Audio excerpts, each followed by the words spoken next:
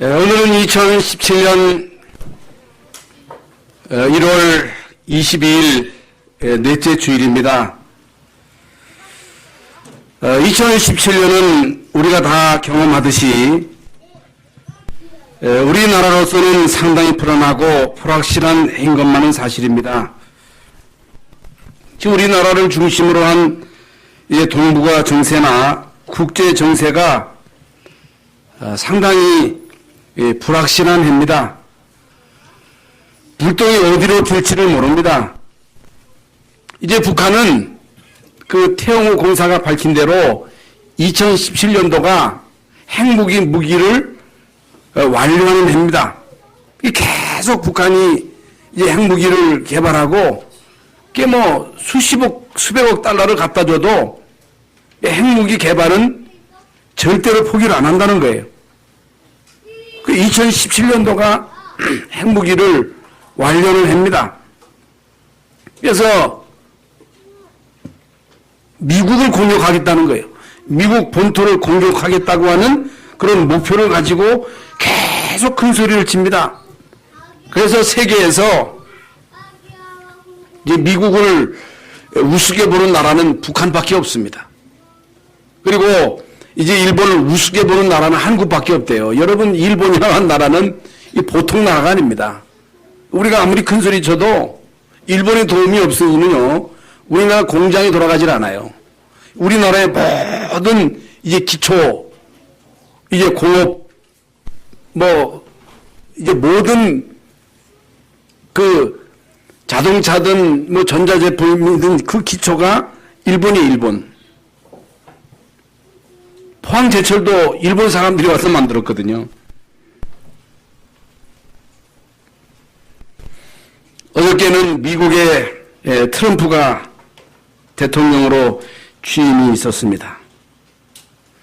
여러분, 우리가 알고 있는 대로 트럼프 대통령은 호락호락한 그런 사람이 아닙니다. 어떤 외세에 의해서 좌지우지할 수 있는 그런 인물이 아니에요. 주관이 뚜렷하고 국무장관이나 국방부 장관을 아주 센 사람을 세웠습니다. 강경파를 세웠다 그 말이에요. 인자를 만났죠, 북한으로서는. 여러분, 진짜 트럼프는요, 보통 사람이 아닙니다. 그러면서 북한이라고 하는 나라는 수십 년 동안 계속 거짓말을 일삼아왔고, 우리 지구상 이제 3대째 이어서 나라를 통치하는 나라는 북한밖에 없고, 어저께 기독교 신문을 보니까 세계에서 기독교를 제일 무자비하게 핍박하는 나라가 북한이에요, 북한. 이란이 아니고, 이라크가 아니고, 북한입니다. 그리고 정적을 무자비하게 공격을 해가지고 그 시체를 찾아볼 수 없을 만큼 이제 살해하는 나라가 북한입니다. 여러분, 미국이라는 나라를 우습게 보면 안 됩니다. 여러분, 세계에서요, 미국을 이길 나라가 없습니다. 결국에는 러시아도 굴복시켰고, 이라크의 후세인을 결국에는 제거했습니다. 70년 전에는요, 진주만을 공격했던 일본의 원자폭탄을 투하해가지고 결국에는 일본 왕을 굴복시켰어요. 여러분, 이만큼 미국이라는 나라는요, 철두철미하게 이제 자국의 이익을 챙기는 나라라 그 말이에요. 어느 나라든지 다 마찬가지겠습니다만은, 다른 나라를 돕는 것 같습니다만은, 자기 나라의 이익을 철두철미하게 챙기는 나라가 미국이다. 그러면 지금 우리나라가 이미 말씀드린 대로 여러분, 우리 단군 이래로 최고의 위기라는 거예요. 물론 옛날에도 위기가 있었습니다만은 그런 얘기들을 하잖아요. 누가 우리나라를 돕겠습니까? 누가 우리나라에 도움이 되겠어요? 미국이 도움이 되겠어요?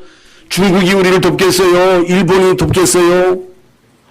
아무도 우리나라를 도울 자가 없다. 그렇다면 이런 최고의 위기 때에 한국은 어떻게 할 것인가? 어떻게 이 난국을 극복할 수가 있는가? 누구를 의지하겠느냐? 여러분 누구를 의지하겠어요? 여러분 이때에 우리나라를 도울 자는 전능하신 하나님밖에 없다. 왜 그러냐? 분명 성경은 우리에게 하나님은 전지전능하시고 역사의 주관자가 되시고 여러분 한나라의 흥망성쇠를 주관하시는 분 누구냐? 하나님이십니다.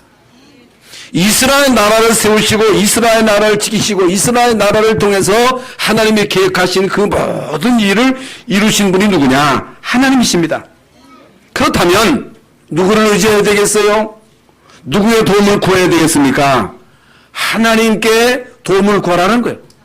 하나님을 의지하라는 거예요. 그래서 지난 주간에 우리가 받은 말씀대로 여러분 위기 때에 고난의 때에 하나님의 도움을 구한 사람들은요 다 하나님의 도움을 받았습니다. 우리의 힘이 누구냐? 하나님이십니다. 우리를 도울 분이 누구냐? 하나님이십니다. 누구에게 피해야 돼요? 하나님께 피해야 됩니다. 그래서 많은 신앙의 선조들의 고백이 하나님은 나의 힘이요 나의 도움이요 방패요 요새요 하나님께 피하라는 거예요. 그분의 도움을 구하라는 것입니다. 여러분 이스라엘 민족을 애굽에 430년 동안 노예에서 해방시키신 분이 누구냐? 하나님이십니다. 이스라엘 민족으로 홍해를 건너게 하신 분이 누구냐? 하나님이십니다.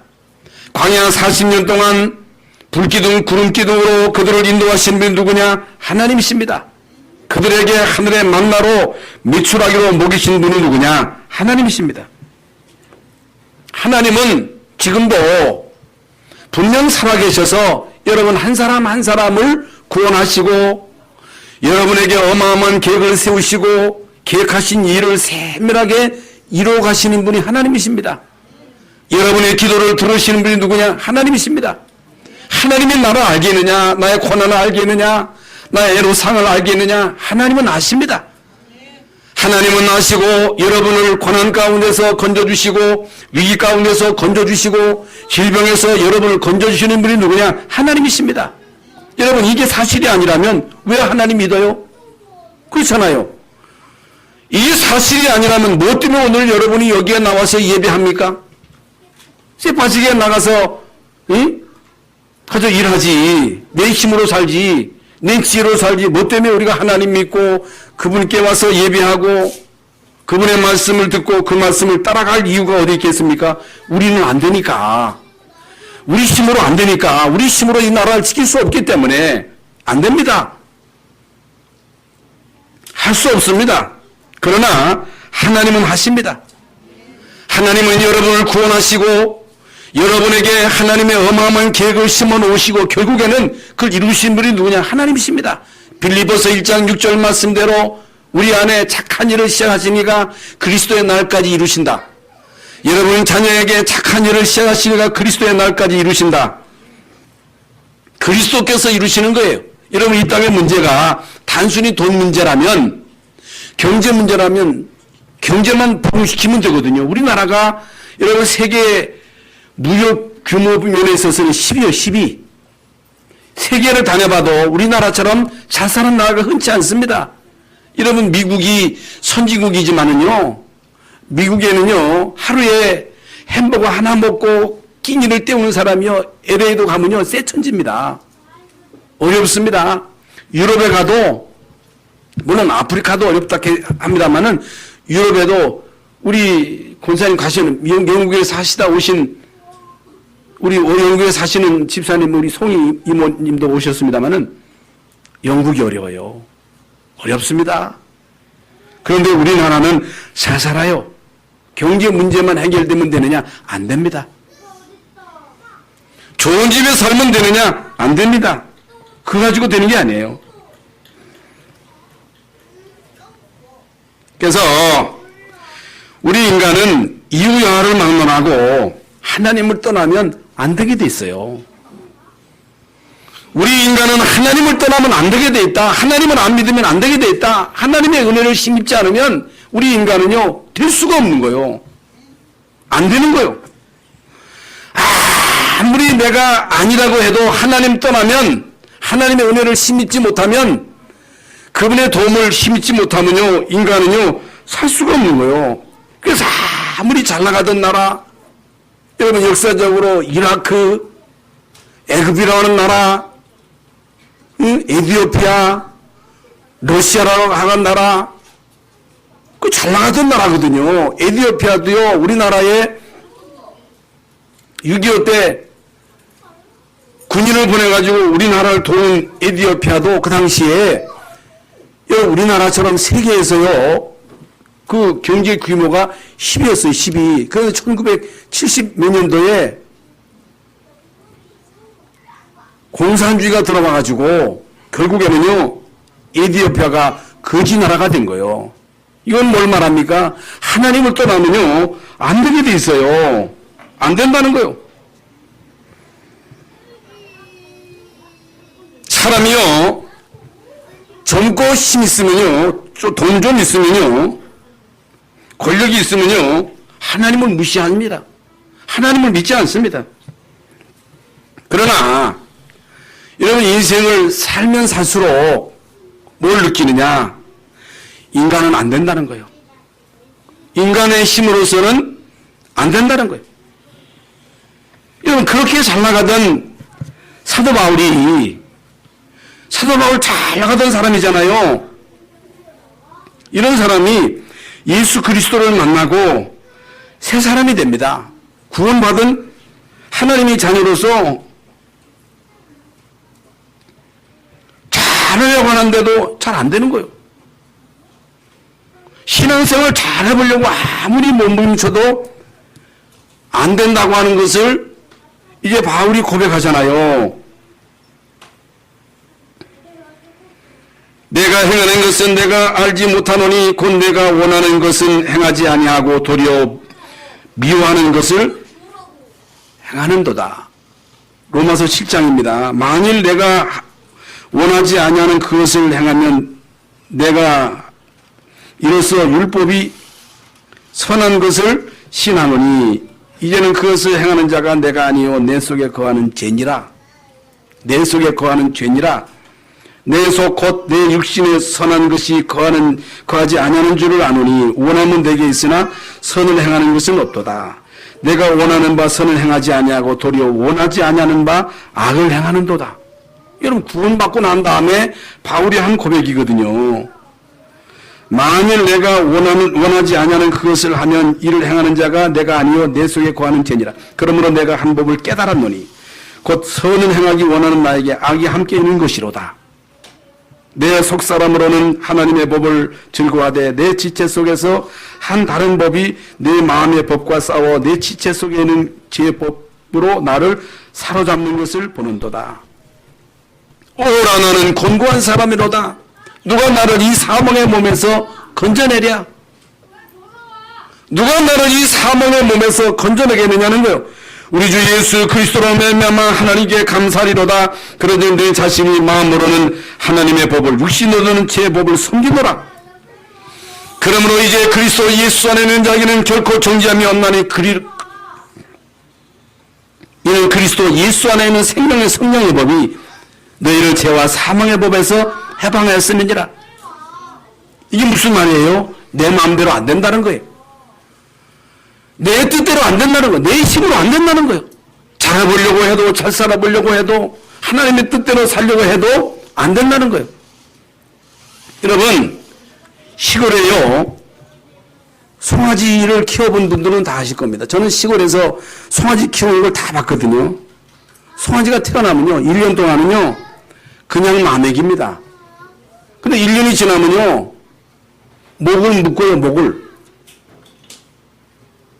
지 마음대로 막 돌아다니니까 목을 묶습니다. 조금 더 크면요, 코를 깨, 코를 깨가지고 결국에는 따라올 수밖에 없게 만드는 거예요. 코를 딱 깼기 때문에.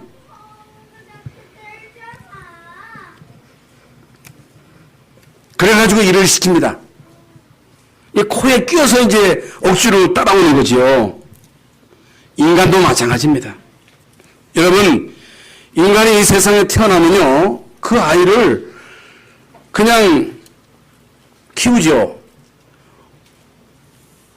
이게 법에 13살까지지요. 13살까지는요, 잘못을 해도 법의 조촉을 받지 않습니다. 얼마만큼 커야 그 죄의 조촉을 받아요.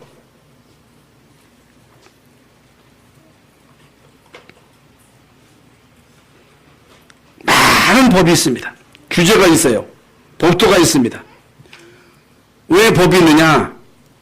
죄를 지니까. 죄를 지면 그 죄에 대한 이제 보호를 받도록 하기 위해서 법이 있는 거잖아요. 그래서 이 세상에 법이 있고요. 가정이라고 하는 테두리가 있고, 결혼하면요 또 끼는 겁니다. 결혼하면요 서로 엮이는 거예요. 자녀를 낳으면요 더 엮이는 거예요. 이게 결혼의 울타리, 가족이라고 하는 울타리, 법이라고 하는 울타리, 이걸 벗어나면 안 돼요. 그 법 안에서 살아야 됩니다. 가정이라고 하는 울타리를 벗어나면요 결국엔 안 되게 돼서 교회라고 하는 울타리, 이게 하나님이 만드신 거예요. 왜 만드셨냐? 우리를 보호하기 위해서, 잘 되도록 하기 위해서. 그런데 짐승은요 기껏, 송아지가 기껏 도망치면요 남의 밭에 가가지고 곡식 뜯어먹는 거 그것뿐입니다. 그게 피해지만 큰 피해는 아니거든요. 그런데요 우리 인간은요 한번 사고를 치면요 그 사고가 큰 사고라.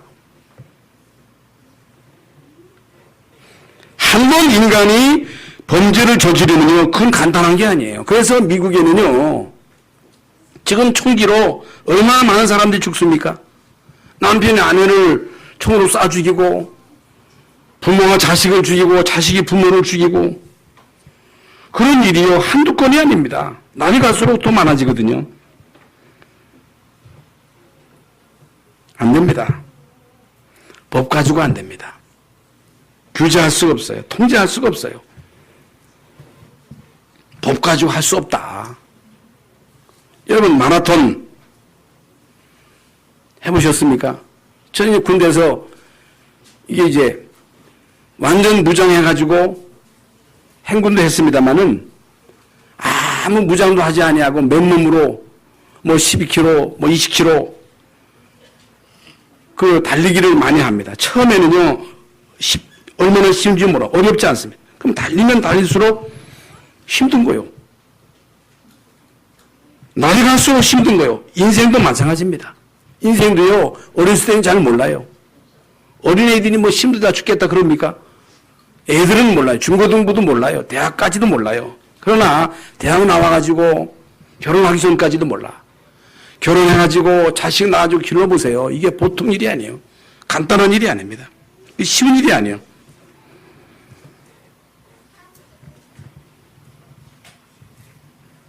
인생도 마찬가지입니다. 인생은요 살면 살수록 힘들어요. 나이가 들면 들수록 인생은 어렵습니다. 여러분 나이가 들면 들수록 힘들어요. 50 넘고 60 넘어보세요. 그러면요 육신의 힘은 점점 약해지고 속에 있는 그 영적인 문제가 자꾸만 드러나는 거예요. 죄성이 드러나는 거예요. 우리 체질이 드러나는 거예요. 근성이 드러나는 거예요. 근본이 드러나는 거예요. 그걸 이길 길이 없어요. 막을 길이 없어요. 어떤 사람은 치매로, 어떤 사람은 범죄로. 그러니까 인간의 탈을 쓰고서 어떻게 보험금을 타먹기 위해서 자기 남편에게, 자식에게 독약을 먹여가지고 그 돈 몇 푼 받겠다고 그런 짓거리를 합니까? 그게 뭐예요? 그 속에 있는 죄성이거든요. 이런 12가지 문제가 결국에는 드러나는 거예요. 그래서 우리 인생은 젊어서도 그렇습니다만 나이가 들면 들수록 하나님을 의지해야 돼요.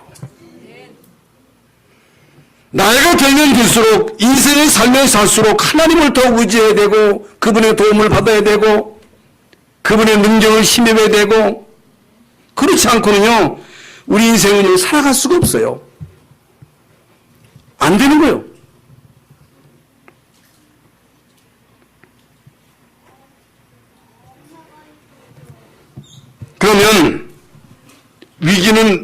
누구에게 다 오거든요.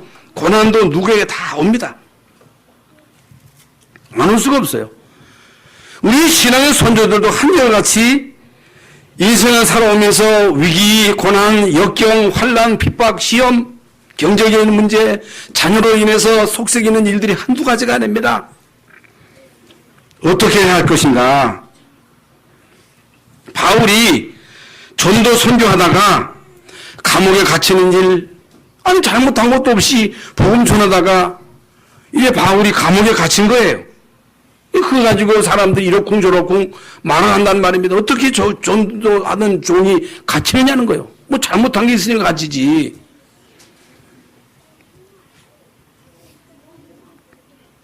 우리는요, 여기에서 답을 얻어야 됩니다. 문제가 왔을 때, 위기가 왔을 때, 어려움이 왔을 때, 경제적인 문제가 왔을 때, 육신의 병이 왔을 때, 자녀들에게 문제가 왔을 때, 어떻게 할 것인가? 여기에서 우리는 답을 얻어야 되는데, 이 눈을 가지고 봐야 돼요. 우리 신앙의 선조들이 문제를 어떻게 받느냐는 거예요. 위기를 어떻게 받느냐는 거예요. 고통을 어떻게 받느냐는 거예요. 대부분의 사람들은요, 위기, 고난, 실패, 그거 오면요, 상처를 받는 거예요. 낙심하는 거예요. 절망하는 거예요. 못 일어나. 일어나지는 못해. 그게 상처가 되고 평생 동안 그 상처를 안고 살아간단 말입니다. 평생 동안 그게 상처가 돼가지고 그게 또 더 지고, 그게 아물지 않은 상태에서 그런 문제가 또 오면 더 상처받고, 그래가지고요, 참다가 나이 들어서 이혼하는 거이 결국에는요, 젊었을 때는 한번 상처받으면요, 그걸 딛고 일어나는데 쌓여서 결국엔 나이 들어서 또 상처받으면요, 못 일어나는 거예요. 못 일어나가지고 결국에는 나이 들어서 왜 이혼하느냐 하지만 이길 힘이 없는 거예요. 버틸 힘이 없는 거예요. 그래서 끝내는 거예요. 여러분, 살다가 보면요, 수없이 우리가 그렇게 막 낙심하고 절망하고 마음에 탓을 할 때가 얼마나 많습니까?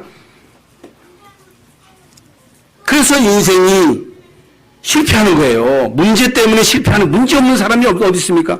위기 없는 사람이 어디 있어요? 고통 없는 사람이 어디 있어요? 문제가 왔을 때 그 문제 속에서 결국에는 답을 얻지 못하고 낙심하고 넘어지고 자빠져서 결국에는 끝내버려요. 어떤 사람은 자살하고, 어떤 사람은 남에게 해를 끼치고 부모를 원망하고. 여러분, 이런 사람 치고 성공한 사람은 한 사람도 없습니다. 신앙인들은 어떻게 할 것인가? 어떻게 할 것인가? 성공한 사람들은요, 쓰임받은 사람들은요, 하나같이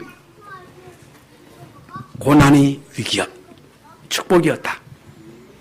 고난이 기회였다. 고난이 위기였다는 거예요. 예수 믿는 사람들에게는 위기가 기회다. 고난이 위기다. 이 비밀을 모르면 여러분이 절대로 쓰임을 못 받는 거예요. 이제 오늘 예배 참석하신 우리 열방설교의 모든 성도들, 여러분 고난이 있습니까? 여러분 문제 있습니까? 육신이 아프십니까? 이런저런 문제가 있습니까? 이것이 위기임을 고백하시기를 바랍니다. 문제가 없다. 영적인 문제 없다. 속성인 일 없다. 뭐 때문에 하나님 믿어요? 우리나라가 위기가 없다. 잘 나간다. 좋겠지요. 무사태평이요. 좋지요. 그거 하나님 안 믿어. 예배 안 해. 잘 나가니까. 문제가 왔다. 위기가 왔다. 고통이 왔다. 이때야말로 하나님의 능력을 체험할 기회다. 예수가 그리스도 되심을 체험할 기회다. 기회입니다. 여러분, 성경에는 그런 예가 많이 있습니다. 그래서 오늘 본론으로 돌아가서 고난, 위기, 갈등, 핍박 속에 하나님의 가장 큰 축복의 계획이 있다. 따라하시기 바랍니다. 고난 속에, 갈등 속에 하나님의 축복의 계획이 있다. 안 하는 사람 있어요. 여기 쳐다보세요. 그건 적을 거 없어요. 뭘 적어 다 밑에 밀선이 나오는데. 고난 속에 위기 속에 축복의 계획이 있다. 사실입니다. 이 사실이 믿어지는 순간부터 여러분에게 응답이 시작되는 거예요. 생각을 바꿔야 돼요. 생각을.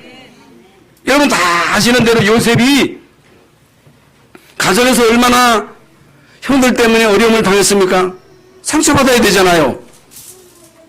상처받아야 되는데 요셉은 상처받지 않고 형들이 찐발을 놓으면 놓을수록 얼마나 형들이 요셉을 시기하고 질투하고 그래서 그것 때문에 얼마나 기도하고 하나님 의지함으로 결국 하나님 주신 비전을 품게 되잖아요.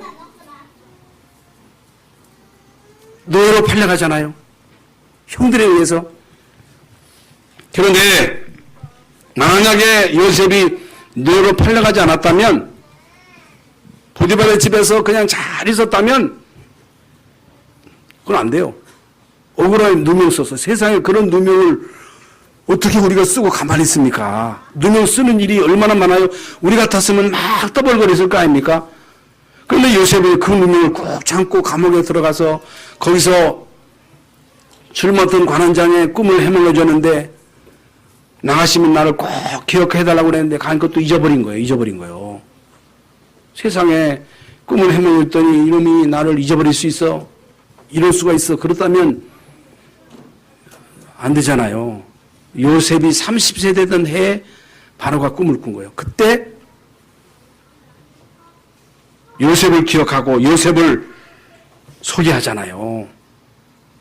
그래서 이미 말씀드렸는데 요셉에게 이런 권한이 없었다면 총리 될 수 있어요? 없어요? 있어요? 없어요? 없어요. 고난은 요셉에게 유익이었다. 억울한 누명은 요셉에게 고난이 유익이었다. 축복이었다. 여러분 이미 지난 시간에 우리가 받은 말씀대로 다윗은 어린 시절에 다른 형들은 다 공부해가지고 상학교 나와가지고 군대 가는데 다윗은요 상학교도 못 가고 들에서 양치는 목동으로 있습니다. 여러분 골리앗 앞에 섰을 때 여러분 인생 최고의 위기 아닙니까? 여러분 이런 기회에 다윗은요 그걸 기회로 삼은 거예요. 그러니까 참 이번 저는 대학원에서 어떤 말씀하고 틀을 깨라. 인간의 틀을 깨라. 틀을 깨야 돼요. 내 틀을 깨야 돼요. 김하온 목사의 틀을 깨야 돼요. 우리 열방 성교계 100명의 틀을 깨야 돼요. 하나님의 능력을 지원하는 틀을 깨야 돼요. 여러분이 하나님의 축복을 받으려면 내 인간의 한계의 틀을 깨야 됩니다. 여러분은 하나님의 능력을 이렇게 제한시켜 놓고 하나님 요만큼 주세요. 그 틀을 그걸 깨야 됩니다. 여러분 신앙은 계산하고 신앙생활 하면 안 돼요. 네가 계산하면 나도 계산하겠다는 거예요. 여러분 인간의 틀을 깨시기 바랍니다. 믿음의 그릇을 키우기 바랍니다. 입을 넓게 열라는 거예요. 내가 채우리라는 거예요. 믿음의 그릇을 키우라는 거예요. 여러분 골리앗의 공격을 칼과 창과 단창으로 너는 내게 오고지만 나는 만군의 여호와 이름으로 간다. 사람의 목숨이 사람에게 있지 않냐고 하나님께 있음을 보여주겠다. 그 문제를 그 위기를 내 시각으로 본 게 아니고 하나님의 시각으로 본 거예요. 믿음의 눈으로. 이게요 그 마음대로 되지 않잖아요. 사울이 다윗을 죽이려고 얼마나 3,000명의 군대를 동원해가지고 다윗을 추격할 때 여러분 그때에 다윗은요 진짜 사람 된 거예요. 그때 진짜 다윗을 도울 일꾼들을 다 찾은 거거든요. 그래 나라도요 난세에 영웅이 나오는 거예요. 애국자가 나오는 거예요. 어려움을 당해봐야 돼요. 나라가 어려워야 거기서 진짜 애국자가 나온다니까. 알아두시기 바랍니다. 다윗은요 그런 모든 위기를 기회로 삼았다. 모세도 살인자요 도망자 지명수배 내린 자, 그 당시에 세계 최대 강국 애굽에서 지명수배를 내렸다면 숨을 데가 없습니다. 갈 데가 없는 거예요. 중동의 그 좁은 땅에 어디 갈 데가 있겠어요? 그런데요, 그 은둔 생활 40년 동안에 모세는요, 모세오경을 썼고, 여러분 거기서 진짜 출애굽기 3장 10절이 복음의 비밀을 깨달았고, 거기서 하나님의 절대 목표, 절대 사명, 절대 헌신을 거기서 깨달은 겁니다. 애굽에서 왕자로 있을 때, 호락하게 살 때는 그걸 모르는 거예요. 못 깨달은 거예요. 고난의 그 위기 때. 모세는요, 중요한 것을 깨달았다는 사실. 엘리야도 갈멜 산성에서 바알과 아세라 선지자 850명을 쳐서 멸하는 그런 엄청난 그 엘리야의 하나님, 그 능력의 하나님을 실제로 체험하고, 여러분 바알과 아세라 선지자 850명을 쳐서 멸했다고 하는 것은 엄청난 거거든요. 여러분 그때는요, 엘리야가 하나님의 절대 목표를 몰랐습니다. 절대 사명이 뭐냐, 헌신도 몰랐습니다. 그런데 아합과 이세벨이 엘리야를 잡아들이라고 하는 명령이 떨어지자 엘리야는 죽기 위해서 막 도망치다가 결국에는 기진맥진해서 하나님께 하소연합니다. 나를 데려가 달라고. 그럴 때도 있잖아. 하나님 차라리 나를 데려가 주세요. 죽고 싶어요. 너무 속상해요. 살고 싶은 마음이 아무도 없어요. 아무것도 없어요. 막상 죽으시면 아무도 안 죽지만 그러잖아요.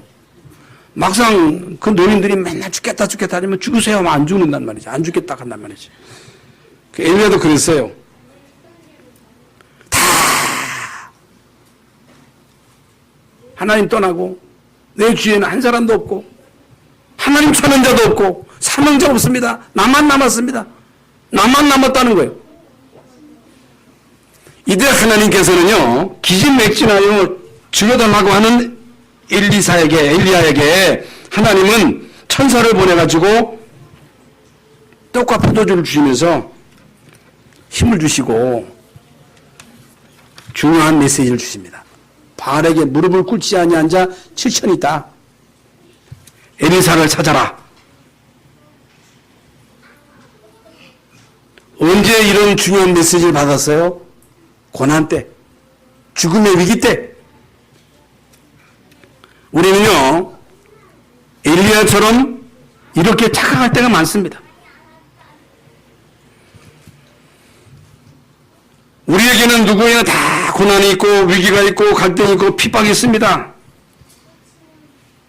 이럴 때 대부분의 사람들이 낙심하고 불신앙하고 포기하고 다른 사람을 원망하고 노tum연락하고 그러면요, 해결책이 없습니다. 나 때문이라고 해도 그것도 안 되는 거예요. 여러분 이 속에서 하나님의 계획을 찾아야 됩니다. 진짜 구원받은 자에게는 고난이 유익입니다. 고난이 축복입니다. 이제 오늘 고난 속에 있는, 위기 속에 있는, 갈등 속에 있는 여러분에게 오늘 이 말씀대로 이 속에서 하나님의 축복을 발견할 수 있기를 예수의 이름으로 축원합니다. 사도행 1장 14절의 초대교회의 현장입니다. 어떻게 보면 최고로 위험한 현장이라고 생각할 수가 있습니다. 왜 그러냐면 거기 가면 구속이니까, 죽을 수 있으니까.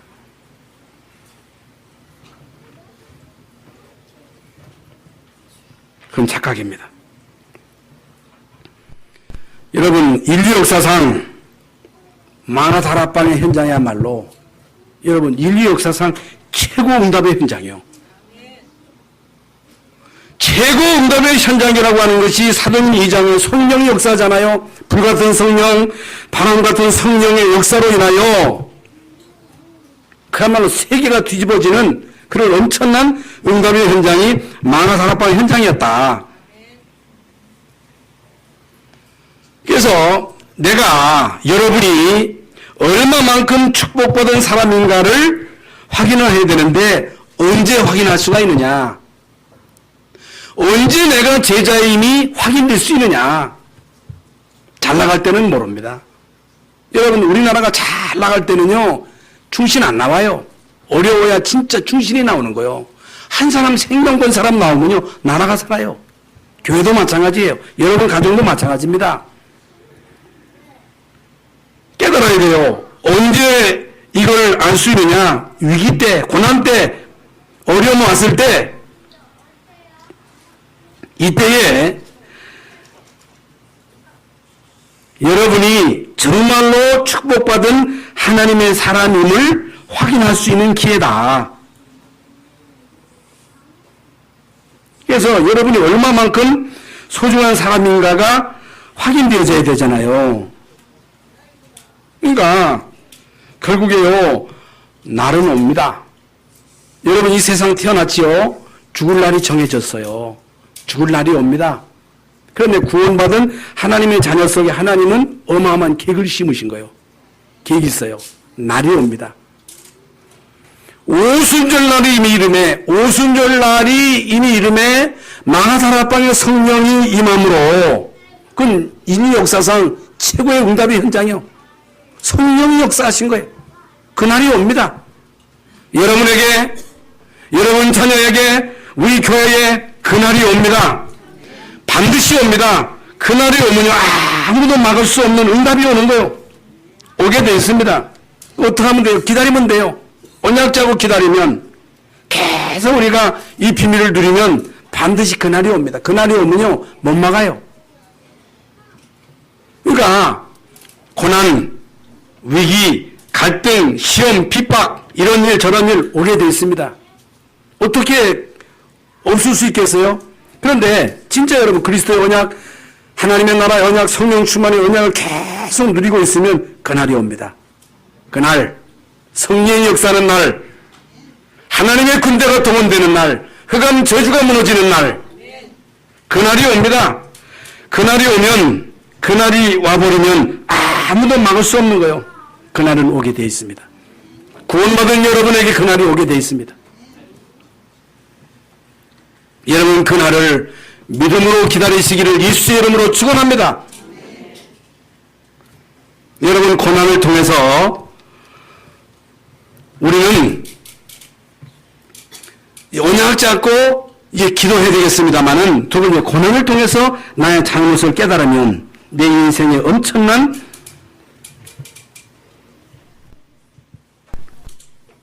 인생의 전환점에 그 시간표가 온다. 인생의 전환점. 나의 잘못을 깨달아야 돼요. 근데 우리는 그런 부분에 있어서 상당히 약합니다. 그리스도 모든 문제 해결자, 그리스도.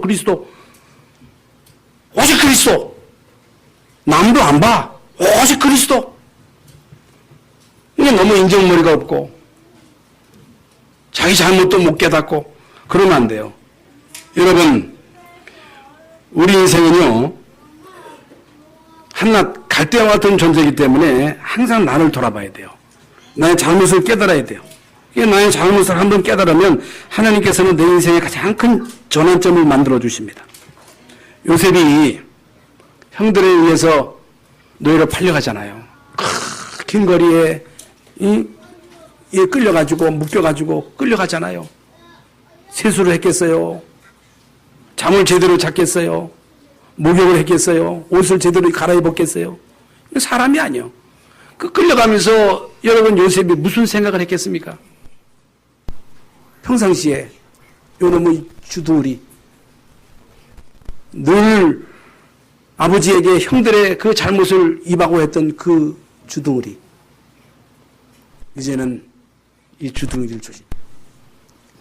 주둥우리 입조심. 입조심할 것이다. 입조심할 것이다. 말을 함부로 하지 않을 것이다. 그래서 요셉이요, 그때부터 입이 얼마나 무겁습니까? 응?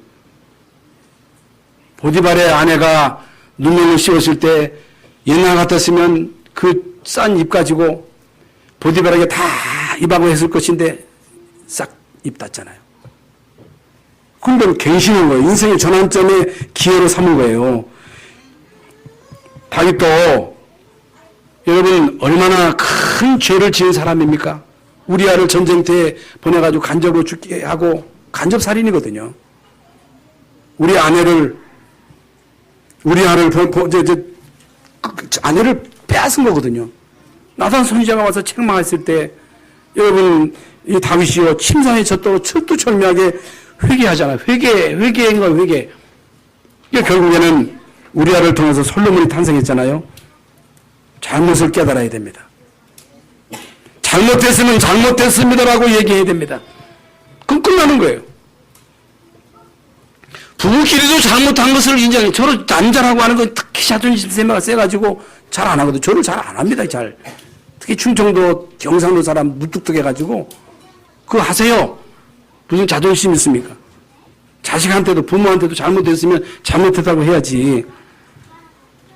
잘못했다고 안 하는 거 그게 참 바울도요. 평생 동안 나는 죄인 중에 괴수다. 나는 만살 뛰어나지 못한 자다. 나는 날마다 충돌하. 약한 것밖에 자랑할 것이 없다 그랬어요. 나는 아무것도 아니라는 거예요. 나는 죄인이라는 거예요. 나는 할 수 없다. 오래 나는 건강한 사람이로다. 누가 나를 이 사망의 몸에서 건져내랴. 이런 바울을 하나님이 쓰신 거예요. 베드로도 범죄하고 난 다음에 예수님을 모른다고 부인하고 저주하고 그랬잖아요. 다 울기 전에 내가 3번 나를 부인하리라고 하는 그 예수님의 말씀이 생각나가지고 닭소리 듣고 얼마나 회개했어요. 그런데 가룟 유다는요. 예수님 팔아먹고도 잘못한 건 모르고 자살한 거예요. 자살. 그 차이점이에요. 자살하면 안 돼요. 어떻게 하면 돼요? 회개하면 될 것인데 내가 몰라가지고 예수님을 팔았습니다. 주님 용서해 주세요. 그러면 할 것인데 왜 자살합니까? 여러분 우리가 잘못했으면 하나님께 잘못했습니다라고 말하면 됩니다. 사람에게도 말하면 끝나는 거거든요. 우리는 잘못할 수 있습니다. 실수할 수 있습니다. 고백하면 됩니다. 잘못했습니다라면 인생의 전환점이 되는 거예요. 세 번째로 고난과 핍박이 정말로 복음 때문이라면 전도 선교 때문이라면 이건요 핍박 내가 진짜 예수 믿는 것 때문에 핍박당하고 예수 믿는 것 때문에 어려움 당한다. 그러면요 성경 말씀대로 땅에서 100배를 받습니다. 성경에도 나를 인하여 너가 욕을 먹고 핍박을 당할 때 하늘의 상이 있을 거라는 거예요. 마태복음 5장에 있잖아요. 그래서 정말로 내가 당하는 고난이 전도 선교 때문에 당하는 것이라면 그 응답은 예언한 응답으로 오게 되어 있습니다. 예언한 응답이에요. 정말로 우리가 고난, 복음 때문에 당하는 핍박이라면, 고난이라면 이런 고난과 핍박을 통해서 하나님이 우리에게 주시는 응답이 부활 메시지가 우리에게 들려지는 거예요. 그러므로 너희 가서 모든 족속으로 제자를 삼아 아버지와 아들과 성령의 이름으로 세례를 주고 내가 너에게 분반 모든 것을 가르쳐 지키게 하라. 온 자나에 다니며 만민에게 복음을 전파하라. 믿고 세례받으면 구원받고 믿지 않으면 정죄. 믿는 자들이 이런 표적에 따르리니 너희가 내 이름으로 귀신을 쫓아내고 새바람을 말하고 무슨 독을 마실지라도 해를 받지 아니하며 병든 사람의 손으로 얹은 즉 나으리라. 어린 양을 먹이라. 오직 성령이 너에게 임하시면 너희가 권능받고 예루살렘 온 유대 사마리아 땅끝까지 이르러 내 증인이 되리라고 하는 메시지가 나에게 주시는 메시지로 임하게 되어 있습니다. 성취되게 되어 있습니다. 7명이 받았던 모든 고난과 핍박이 그런 고난과 핍박이 있었기에 그들이요 그 당시에 했던 그 사역이 그들이 언약 짜고 받은 그 응답이 오늘날 우리에게까지 증거가 된 거예요. 증거. 중고, 언약 잡은 자들이 이런 고난 속에서 복음 전하다가 선교하다가 핍박당했는데 이게 그들의 그 신앙의 결과가 결국에는 우리를 통해서 나타나는 거예요. 여러분, 초대교회가 받았던 고난, 300년 동안 로마가 우리 기독교를 얼마나 무자비하게 핍박했습니까? 그래서 11장, 히브리서 11장에 보면요, 참 복음 때문에 핍박을 당했는데 이건요, 상상을 초월할 만큼 그런 엄청난 핍박, 지금도 북한에서는 우리 신앙의 동지들이 이런 핍박을 당하고, 지금 무슬림 지역에서는 예수 믿으면요, 참수형을 하잖아요. 참수형. 집도 다 빼앗고, 집도 빼앗을 뻔한 참수형을 내리, 참수형. 안 믿겠다, 나. 그러면 살 것인데, 죽음을 감수하면서까지 이들은요, 신앙을 포기하지 않은 거예요. 그냥 끝나지 않습니다. 그래서 우리 교회사에 많은 루터, 칼빈, 무디, 웨슬레, 주기철, 손영환 목사님. 그래서 여러분이 주기철 목사님의 순교는요, 일본의 신사를 통해서 역사는 흑암의 세력을 꺾은 거예요. 이건 어마어마한 사건입니다. 그 영적인 눈이 없으면 모르는 거예요. 주기철 한 사람, 목사님 한 사람이 신앙의 정조를 지킨 이 사건으로 인해서 일본도 살고 한국도 산 거예요. 이게요, 간단한 게 아닙니다. 결론적으로 이제 여러분이 예배를 마치고 현장으로 가면 많은 갈등이 또 기다립니다. 고통이 우리에게 또 있습니다. 이럴 때마다 우리는요, 하나님의 말씀을 붙잡아야 됩니다. 하나님 말씀을 붙잡아야 돼요. 하나님의 말씀을 붙잡을 때마다 하나님은 우리에게 힘을 주십니다. 하나님의 말씀을 붙잡고 기도할 때마다 하나님이 우리에게 힘을 주심으로 치유의 역사가 일어나는 거예요. 치유의 능력. 이 속에서 눈을 떠버리면요, 말씀 받은 사람, 말씀을 받을 때마다 모든 분들이 말씀을 받을 때마다 사업의 문과 아울러 천도의 문이 열려요. 여러분, 말씀을 받을 때 그 말씀이 그대로 나에게 답이 돼요. 답. 교회 와서 갈등하다가 교회 와서 예배 드리면 그 말씀으로 답이 되는 거예요. 더 이상 뭐 기다릴 게 없는 거예요. 답이 안 되면 어디 가서 또 받아야 돼요.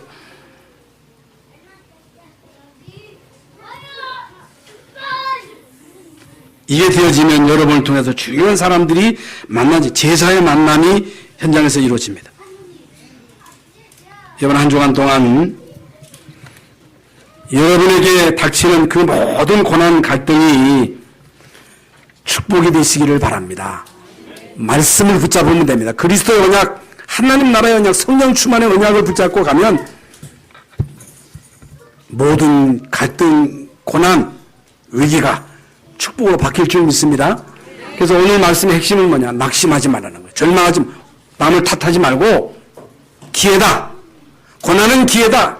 응답의 기회다. 축복의 기회다. 그래서 하나님 말씀을 붙잡고 힘을 얻으시고 여러분 잘못을 인정하고 정말로 내가 복음을 위해서 죽겠습니다라고 결단하실 때에 여러분의 삶 속에 응답의 문이 열릴 줄로 믿습니다. 하나님 감사합니다. 오늘 우리에게 고난, 위기가 중요한 기회라고 하는 말씀을 받았습니다. 이 말씀을 붙잡고 현장에 가서 승리하는 모든 성도들 되게 하여 주시옵소서. 예수 그리스도의 이름으로 기도하옵나이다. 아멘.